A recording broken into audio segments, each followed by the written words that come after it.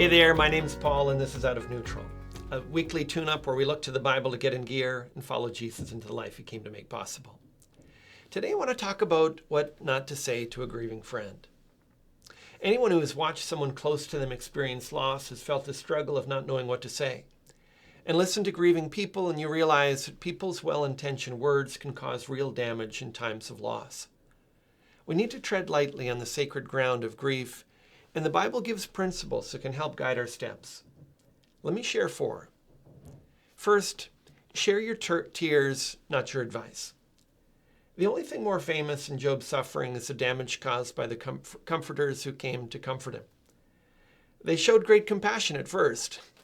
Job 2:13 says, "And they sat with him on the ground 7 days and 7 nights, and no one spoke a word to him, for they saw that his suffering was very great." Their initial response was good. It looks very much like the counsel of Romans 12:15. Rejoice with those who rejoice, weep with those who weep. The problem came when they opened their mouths to speak. They gave lectures and advice that were misguided and ill-timed. Their words are a cautionary tale for all of us. Second, don't speak of what you don't know. While advice is seldom what's called for in times of grief, it's especially unhelpful when we speak about things that we don't understand. Job's counselors confidently described God's purposes in Job's suffering as if God himself had told them. As the story unfolds, we learn that their words were not only painful, but wrong. Moses spoke to God directly and personally, but even he had the humility to say, "The secret things belong to the Lord our God." There's so much about God's ways that we don't understand, and to suggest otherwise is dangerous. The same is true for grief that we haven't experienced. As Proverbs 17:28 warns us, even a fool who keeps silent is considered wise. When he closes his lips, he's deemed intelligent. Third, don't minimize grief to elevate faith. One of our knee-jerk reactions toward people who are sad is to tell them, "Cheer up." When people are grieving, we seldom use those words, but we're quick to look at the bright side or the silver lining, when what's really needed is to acknowledge the loss and feel the grief. Proverbs 25:20 warns against this tendency when it says, "Whoever sings songs to a heavy heart is like one who takes off a garment on a cold day." When someone feels down, it may be because they're doing the important work of accepting the reality of their loss.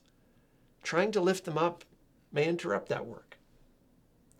Christians often want to say, "But we have a great hope in the Lord." And that hope changes our grief, but it doesn't eliminate it. When Paul spoke of those who had lost loved ones, he said that he didn't want them to grieve as others who have no hope. He didn't tell them not to grieve at all.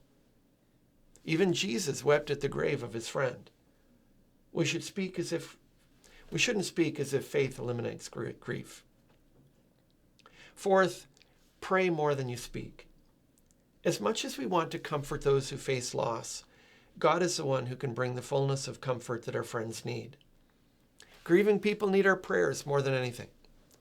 David reminds us in Psalm 34:18 that the Lord is the one who is near to the brokenhearted and saves the crushed in spirit. And James 5:16 urges us to pray for one another that you may be healed. If we've experienced the same loss as a grieving friend, we may be uniquely qualified to comfort them. But even then, our focus must be on the comfort we've received from God. Hear Paul's words in 2 Corinthians 1:3-4.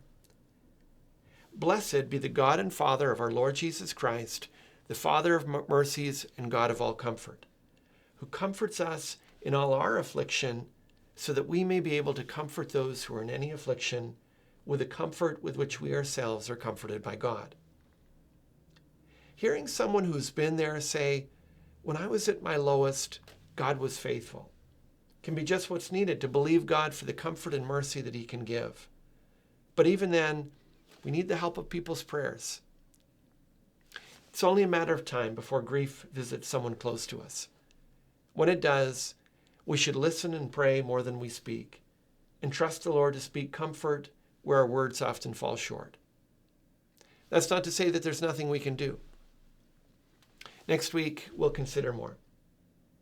That's all for this time.